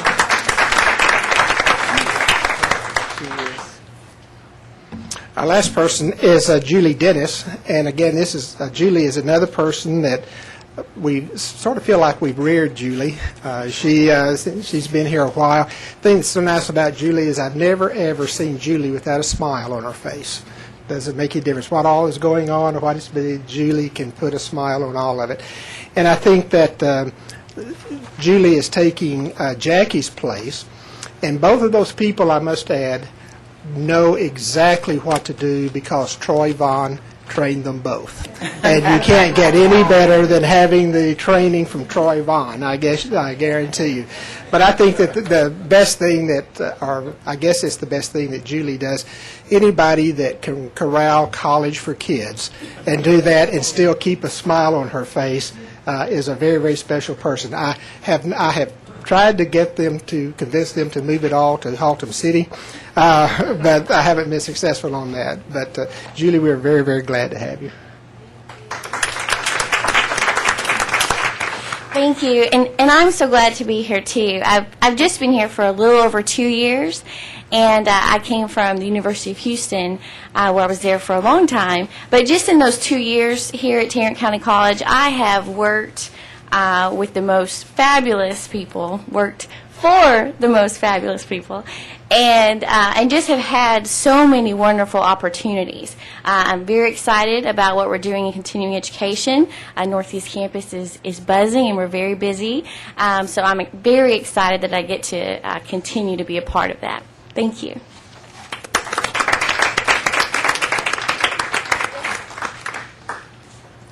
Thank you, CALT members. Board members, I know this takes a few minutes, but I think it's always good for you to get to see the faces that are really behind all of the wonderful things that happen at Tarrant County College District.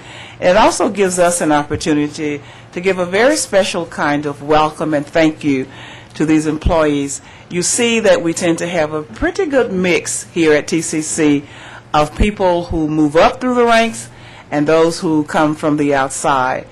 And we like to remind them that if they aren't careful, they'll be here for a long, long time. So thank all of you newbies and you people who have moved up as well as the newbies to your new positions. And we look forward to everybody having as much fun as Cheryl Harris has with everything that she does. I'm going to have to go and sit. I'm going to have to find her office and sit with her sometimes. I'm not having so much fun. No, I have fun all the time too, Cheryl. The next thing on my agenda is the campus accolades, and you see from your notebooks that there are so many wonderful accolades that the campus presidents have given to us. I just want to highlight just a couple perhaps from each one. I was going to talk about the Haltom City Center, but they've already talked about that, so I will just tell you that Ashley Arrington from our Cornerstone program on the Northeast Campus wrote a note, and I quote, "I have always considered my experience in the Cornerstone Honors Program to be valuable, and I know the knowledge I gained there will help me as I continue the path of attaining my JD degree." She is now enrolled at the Texas Wesleyan School of Law. We're very, very pleased about that.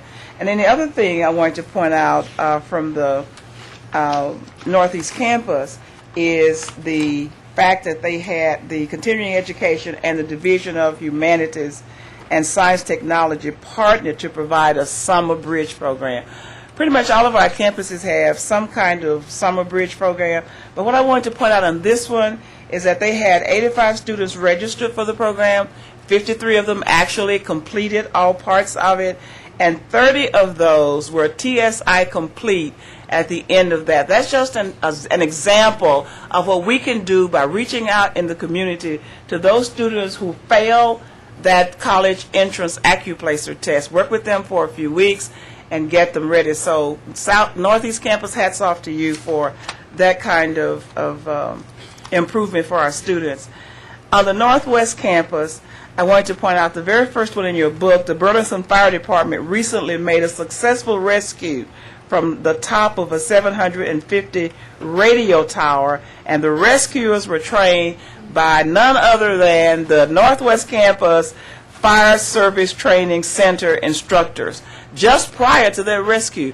So they still remember what they were supposed to do when they got there, and it worked. So kudos, Elva, to all of your people out there. And then the second one, Emily Amagura, was awarded a $500 scholarship because she was the first placed in the nation student in the Business Professionals of America student organization. When one of our students can leave our campus, one of our campuses, and go and compete nationwide with students from all over and come out number one, we say hats off to Emily. So, Dr. LeBlanc, congratulations again. South Campus, Trish Light. Trish is one of those people I call an angel. She has been around TCC for years and years and years, and she studied under the founder of the Women in New Roles program, Emily Lunday, trained Trish Light. Emily Lunday retired years ago. Trish never missed a beat on the WinR program, and we've celebrated, I guess, about 30 years now. Somebody correct me, about 30 years with that WinR program. Trish is being honored. She's been selected as a 2011 Legacy Woman, and we will see the award by the Safe Haven of Tarrant County October 14th. And as many of us who can will be there to support Trish in receiving that great honor. And then the other thing on South Campus I want to point out, I was in Austin on Tuesday. That's right, Tuesday. I was asked to serve on the coordinating board's committee to help determine what the standards are going to be for performance-based funding. And all of us have heard about performance-based funding for a long time. I was very, very pleased that I was fortunate enough to have been asked to do that. So on my way to Austin, as I was studying my lessons, I had this thick notebook that I had been given to read, and I was reading about a program called iBest. I remembered that I had heard Gladys Emerson say something about iBest, so I picked up the phone and called her and say, school me so I can be halfway intelligent when I get there about what's going on with iBest. So Gladys had a nice conversation.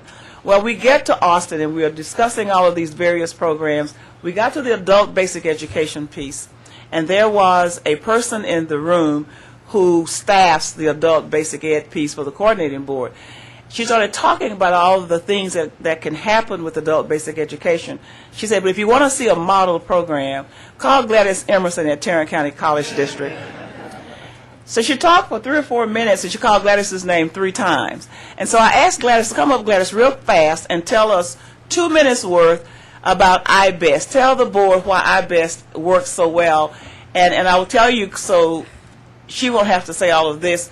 We received a grant from the Higher Education Coordinating Board to work on bridging students from adult basic ed to college level courses. They were so impressed with what Gladys was doing. We got $500,000. They've given her another $300,000 to continue her work. So tell us a little bit about iBest and what you're doing with that program. Well, actually, I have to relinquish that program. It will be Troy and my replacements program. But iBest is a concept, the Integrated Basic Education Skills Training pilot started back in Washington State in 2004, I believe. And someone out on the West Coast had the good sense to tap into the expertise of adult education instructors and pair them with vocational skills training instructors to address the needs of low-level, low-skill students, students with limited English proficiency, particularly anyone who would need to teach and operate in an environment with multi-level learners, or conduct activities with multi-level instruction. And when we applied in 2010 for the Adult Basic Education Innovations Grant, we were strongly encouraged to include iBest as one of the components, along with all of the other things that we proposed, such as the advising component for ABE, dual credit, the transitions to college success for ABE. And when we looked at it, we didn't really have enough money because iBest also suggests that we should have an instructor, an ABE instructor that works alongside of a vocational skills instructor for the entire length of the program. Well, that would have been very cost prohibitive to the grant and to do all the other components. We wouldn't have had enough money, but that never stops us not having money. So we looked very closely at some other research and decided that we could do a variation of that and utilize it in leveraging the dollars that we had in other grants.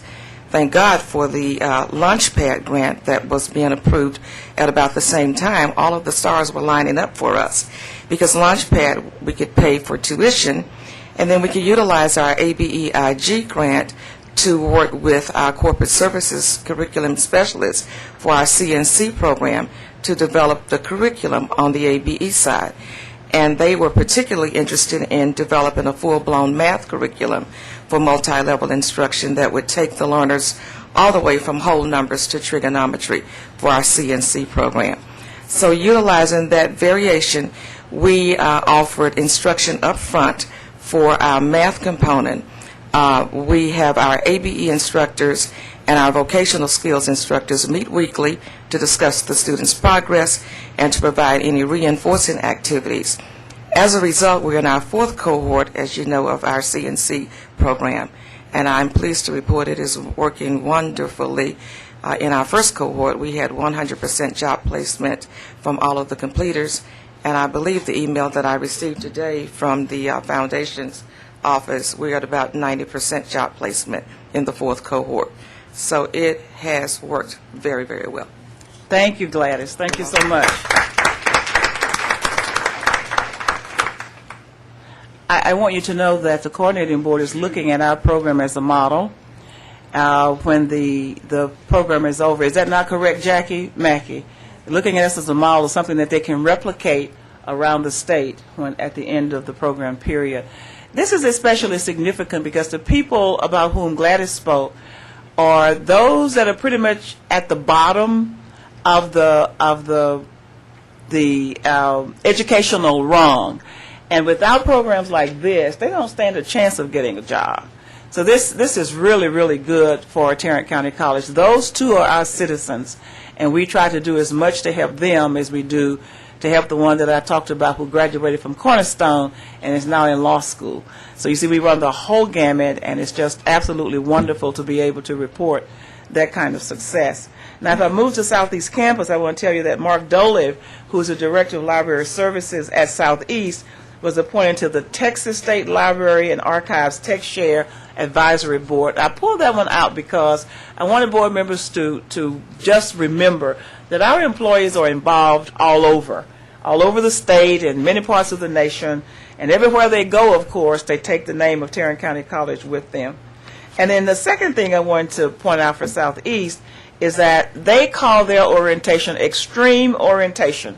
That's the new student orientation, and they had 1,960 students attend 6 separate orientation sessions in day, evening, and weekend options, and that's just really great because we know the more students we can get on the front side to orientation, the better off they are and the better off we are. Research tells us that if we can connect with the student within the first 3 weeks, we have a significantly better chance of helping them to success.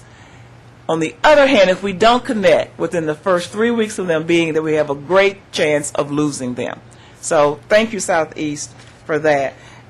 Trinity River campus has the Interpreting for the Deaf program, and they conducted a deaf camp.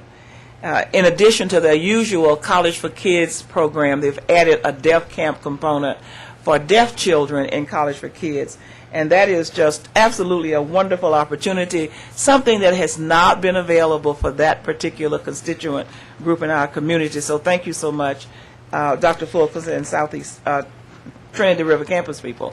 And the second thing I want to point out is Dr. Fulkerson, I know, is jumping up and down when you're not looking at her, because she finally got the idea store open. Despite everything that's been going on, she finally made it happen. And I am just so excited about what they're doing. Where's Adrian? Adrian, come up front. I asked Adrian if he would come and tell you all briefly about the idea store And for those of you who are not remembering, that's that pretty round circular part of Trinity River campus that they finally got up and running. And he's going to give you a brief description of what goes on in that idea store. Adrian, thank you. Yes, thank you, Chancellor Hadley, Mr. Greenhill, Board. On August 29th, we didn't just open the Trinity River East Campus. A little bit more quietly, we also opened the Idea Store.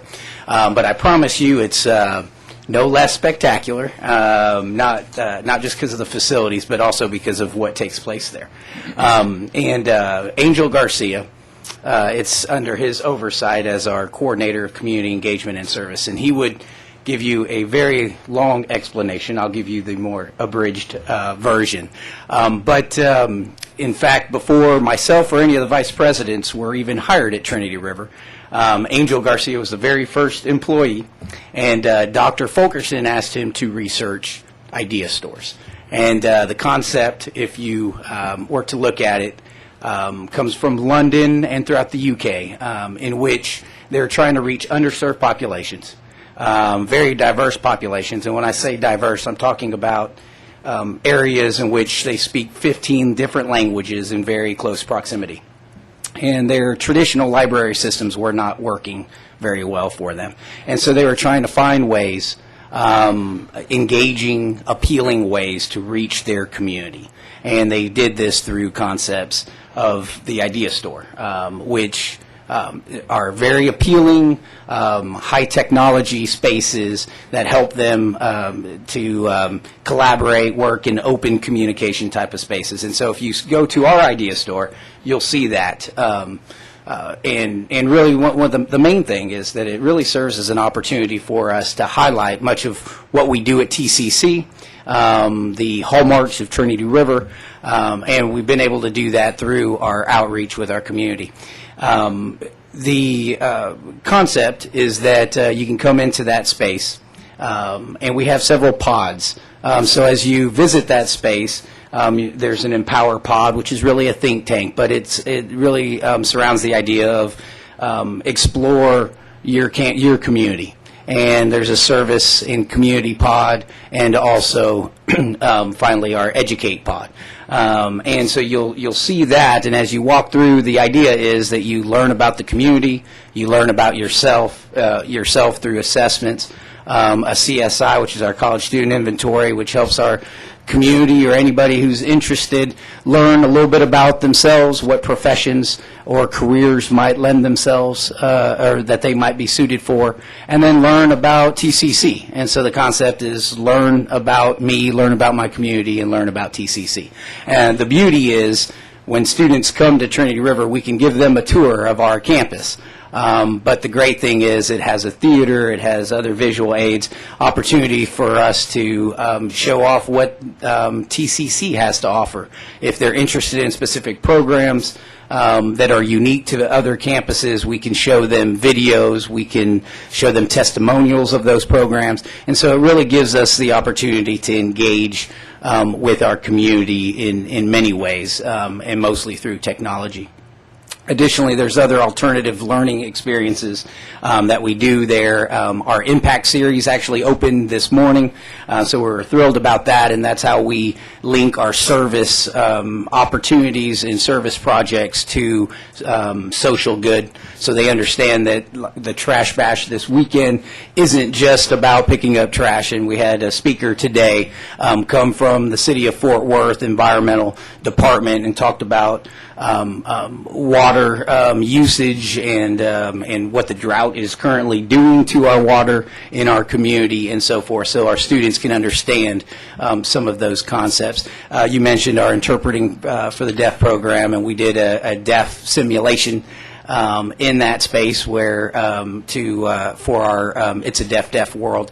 We did it for our 9/11 events and turned it into a gallery. It's a very flexible space, one that allows us to engage our community and our students, and also through service learning. Last time I presented to you, I presented on our one-stop shop.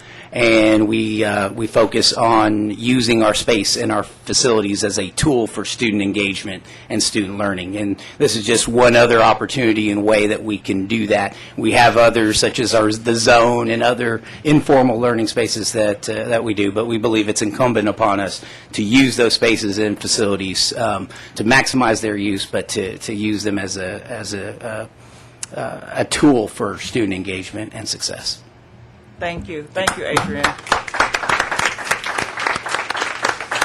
Board members, I hope you caught the piece that as beautiful that space is, and it's right downtown, they're being very generous by making sure they focus on programs that are unique to all of the campuses. So a person who walks in there has an opportunity to see about culinary arts on Southeast and hear about a specialized program on South or a specialized program on Northeast or Northwest. And so that's a wonderful opportunity. Finally, I will tell you, I will not go through all the things that I've done, except I will highlight two things. I attended the White House Council on Winning the Future, a roundtable discussion at Friesen Nichols this month. They asked me to be there, I know, because these were all business people. I was the only non-business owner in the room, and Congresswoman Eddie Bernice Johnson had asked them specifically to invite me because they were going to be in Fort Worth, and she knows about all the wonderful things that community colleges do, and she wanted me to be there to tell those business people who didn't know, remind the others of all the wonderful services that we do through corporate training, workforce development, and those kinds of things. So it was a really good opportunity, again, for me to showcase Tarrant County College. And then I was invited, I'm not sure who invited me to this one, it was the President's Council on Jobs and Competitiveness. President Barack Obama's team is going around the country talking with people on about what's going on. Matt Rose from BNSF is one of the members on the President's Council, and of course Matt was there. That was held at Southern Methodist University on September 1st. That was also an excellent meeting. We heard it's a very different kind of thing. It was about creating jobs, and then of course they talked about too how the community colleges can help with the job creation piece, and to prepare people for those jobs that are created. People like the ones Gladys Emerson just talked about, where they come in with low-level skills, but we do things to help them as well. Tahita opened Trinity River East Campus on August 29th after we had all kinds of wonderful opportunities and fanfare. And I want to take a moment to thank her for the wonderful job that she has done in leading tours throughout. Mr. Greenhill mentioned it. I just want to say it again because she and Brian Stewart and several other members of her staff, but primarily the two of them, have done an absolutely outstanding job. I don't know how many tours I've been on. I mean, I could do them myself, except that I don't want to. I like to be and talk to the people in the back and do this and do that. But we've had wonderful community support for that campus. So thank you, Dr. Fulkerson, for that. And I also want to give a very special thanks to Nina Petty, because Nina and her team, Nina came in to Tarrant County College District at a time when we were floundering, not really exactly sure how we were going to pull it out. So she came in and she put together a team and a plan, and they pulled us out. I will say they pulled us out of the ditch. My mantra to her from day one was we've got to open this campus, and we've got to open it on time, and we've got to open it within budget. We've got to open it within budget. We'd had lots of talk about that. We opened the campus on time on August 29th, and we opened it, I'm sorry? And it works. Absolutely, it works. So we opened it on time, and we opened it under budget. So Nina and team, well, some team members are out there. Thank you, thank you. Well, you know what? Joe Bosley, stand up and come up to the microphone. Boy, am I remiss. Thank you, Nina, for Joe Bosley, who has been director of Communication Systems and Infrastructure, has been with the college for 17 years. 17 years, had done an absolutely, outstanding job for us over 17 years, keeping us up with technology. He's right, Nina, we couldn't have done that without Joe Bosley and his team. They did all the behind-the-scenes work, all the infrastructure work. When you go down to the Trinity River East Campus, and Tahita never allows a group to get out without reminding them of those pretty blue phones that we have down there. When you push that button, the camera comes on and surrounds you and tells you, okay, we're looking around you, you're safe now, stay where you are, somebody's on the way. It was Joe Bosley and his team that really made all of those kinds of things happen. So that's what he's done. So my question to him the other day was, what have you done for me lately? Well, what he's done for me lately is agreed to serve as the interim vice chancellor for Information and Technical Services. Information and Technical Services. No, stay there, Joe, for just a minute, because you got to say something. Joe is stepping in and taking over that position as an interim basis for Maria Shelton. He has worked tirelessly for us for all these years. Joe is an engineer by training. And if you're ever in a meeting with Joe and you think you're going to not cross a T or you're not going to dot an I, you just got another thing coming, because you're going to do that before he moves on. He's very meticulous about his work. He's a perfectionist, and that's really has served Tarrant County College extremely well. So welcome in your new role, Joe. I am so sorry that I looked right past you when I was making, that's what I get for not having notes about what I'm supposed to do. But thank you so much for that, and now say hello, whatever you want to say to the board members and everybody else. Thank you. Thank you, Chancellor, Mr. President, and board members. Thank you. I've been with the college 17 years, involved with technology for about 15. The major technology initiatives, a lot of those were begun under Dr. Wells. And then, of course, after Mrs. Shelton came on board as the first Vice Chancellor for Information and Technical Services, gradually those programs moved out, those very successful programs from under Dr. Wells onto Mrs. Shelton. And so it continues to be an exciting and challenging time. And I tell people, if most of the time, if I'm doing my job well, you don't know I'm there. So thank you so much. Thank you, Joe.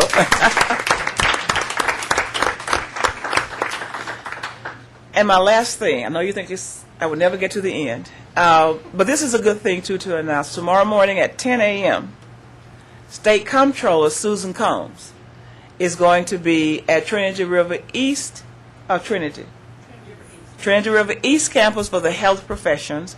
She wants to see some of the JET money in action, Jobs in Education and Training Act, the JET grant funds that Jackie Mackey and her team helped us to get. And she will see some of the SIMS people, the simulated people who are in the hospital. She's going to be there to take a look, and hopefully we will make her proud of how those dollars are being spent. So any of you who are interested in coming to see the State Comptroller, please join us at 10 a.m. Where are we gathering? The one by the waterfall. Yes, the distance learning classroom by the waterfall. That's a good marker for it. So board members, if you can make it, we'd love for you to do that. And then, I forgot to announce, I said that was the last thing. At noon or 11:30 tomorrow, Tarrant County College is going to receive an award. And what is it called, Nina? A Trailblazer Award for sustainability for the two downtown campuses. Both of them are quite efficient with the use of our natural resources, and Downtown Fort Worth, Inc. is recognizing Tarrant County College for our contribution to saving the planet.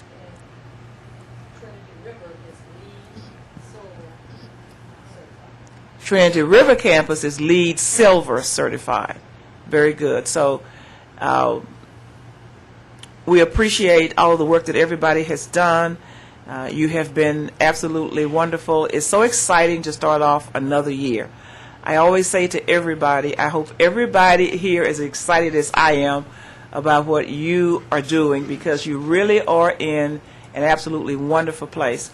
Board members, finally, thank you for all of the wonderful things that you did for us last year, the leadership that you have provided for us over the years, and for the guidance that you continue to give us as we move forward. So thank you very much. Finally, I'm not real sure, Reg, how this got on the agenda. I guess I had mentioned it, but I went to the, on a whim, I went out to the Northeast campus to visit the Collegian staff when they were meeting on Wednesday, and was able to meet with Eddie Gallagher and Chris Whitney. I've always, they're the faculty advisors to the Collegian. I've always been impressed with this student newspaper. It's very, very well done. I met with, as I say, the staff and Bethany. I like your article. Our editor-in-chief has an article about students don't think the tuition hike will cause much pain, and I think the editorial by Mr. Knopp is talking about the tax increase. I think maybe Ms. Smith, Diane, the Star-Telegram can learn a few things there. I can assure you that Mr. Knopp did not get influence from me in regard to how the taxes will work. But anyway, I was proud to go out there. It's a wonderful newspaper, and I think you all ought to pick one up. That's about it. Well, one more thing. One more thing. Tahita has one quick announcement. Tahita. That's okay. Yeah. I asked her, it's her campus, I let her do that. Okay. Madam Chancellor and members of the board, I just wanted to remind you about a really special open house that we're going to have on Saturday, October the 1st at the Trinity River East campus. We have sponsors from the community. We have volunteers from our faculty and staff and students, and we're going to open the doors or the plaza or the waterfall, whatever people want to walk through, to come in and see the new place. It'll start at 10 in the morning and I think run until about 1:30 or 2. And we have sent out notices about it, but it's important for you to know that we are opening it so that everyone can see what people on the private tours have seen, that it is a friendly and wonderful teaching space. And the corporate sponsorship for this event has been really amazing, so we're delighted to have that opportunity to announce that again. What day? October the 1st. October 1st. Okay. And Casey Yes. Bernard, where are you? Stand up, She's back Casey. there. Casey is leading the charge on our corporate sponsorships, and she's also been responsible for scheduling all those difficult to schedule people for the tours that we've had. She's had to follow up with some of them 3 and 4 times, but she's very tenacious and she's gotten them all there. And by the way, Casey is a new bride. She's now Casey Curtis. So thank you, Casey. That's it, Mr. Greenfield. Going to close? Yes, yeah,